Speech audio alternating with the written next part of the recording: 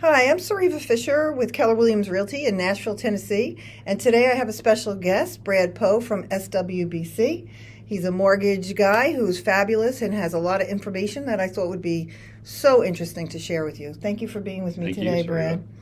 One of the things that got me talking to you about it is because of the economic volatile world we live in. I was wondering how mortgages would be affected by that. Okay. And now I know President Biden will be speaking in the next hour or so about doing a total ban on getting gas from Russia. Right. So you want to talk a little bit and speak to that? Sure, that's a great question.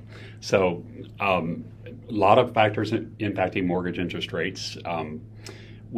During the pandemic and through the end of December, we saw mortgage interest rates drop to all-time lows. We were seeing rates as low as 2.5%, sometimes 2% on some mortgages. Mm-hmm. Those are what we call the pandemic rates.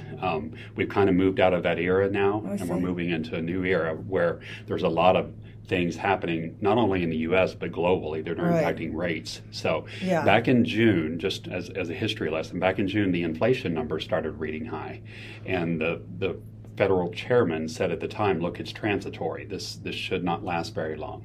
Well, that rhetoric went on for about 5 or 6 months. We realized in June or in December that it was no longer transitory, that inflation was sort of here to stay. Okay. Now, inflation is mortgage interest rates' worst enemy. When inflation numbers read high, mortgage interest rates have to rise. And that's what we saw from the end of December to today. We've seen increases in rates to the tune of about 1 to 1.125%, mainly because of inflation. There's been a lot of other underlying factors. You mentioned oil prices, gas prices. Mm-hmm. They're at multi-year highs, and that is putting pressure on the U.S. bond market too, and causing interest rates to go up. Right. So how do you see this playing out over the next couple of months, let's say, if you can project? It's very interesting because not only do we have all of that going on locally, but we've got a lot of geopolitical news happening at the same time with the Russia-Ukraine crisis. Yeah.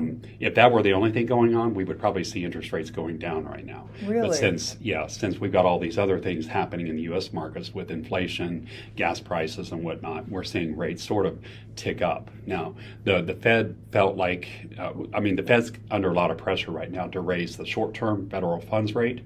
That doesn't directly impact mortgage interest rates, but it is part of the pie. Right. So that, in combination with them reducing their balance sheet, will continue to put pressure on mortgage interest rates, and we could see some further uptick in rates over the coming months. And it's kind of funny because we were at such low rates, and really, I guess it was like in the 70s probably, it was up at 18%, mm-hmm. and people didn't mind it at all. So do you have any clue like where you think this might land by the end of the year? Well, if you had asked me that question back in October, the market watchers were saying that the economic outlook at that point was that rates would probably hover around 3.5%.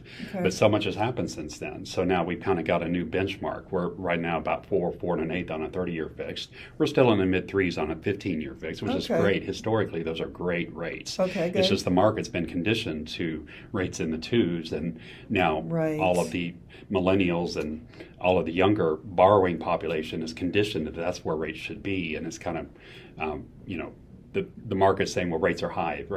They're really historically not high at all. Now's a good time to be buying and selling. Right. So as far as the economic prediction over the next few months to a year, we've got to figure out where the bottom is with all of this. We think maybe in the last few weeks we may have hit the bottom, so we're kind of starting to see rates go sideways in the low 4s. We're hoping that sustains itself. That'd be great. Yeah. Okay, good. But we don't know from day to day. Okay. Well, I'm not going to keep everybody too long, or you, Brad. You said that you would come back, so we're going to do a series called Around the Market. Is that what we're calling it? Yes. I don't know. I'll have to. Well, look, but thank you so much for joining us, Sure. and I'll look forward to next week. And I think it's great information, especially with what's happening in today's world. Yeah, I do too. Brad Poe from SWBC Mortgage, and we'll look forward to seeing you next week. Thank you so much.